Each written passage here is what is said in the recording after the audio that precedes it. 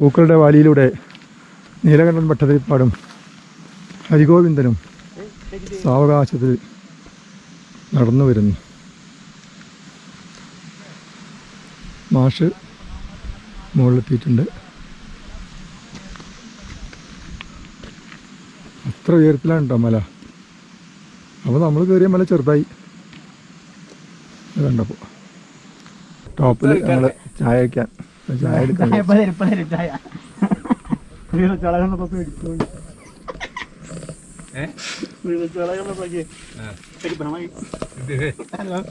ഉത്തരവും ദക്ഷിണൊക്കെ മാറി തുടങ്ങി.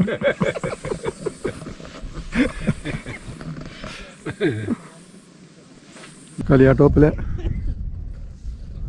ഒരു പാറക്കല്ല് ഇവിടെ കംപ്ലീറ്റ് മഞ്ഞ് മൂടി, ഒന്നും കാണാൻ പറ്റിയില്ല.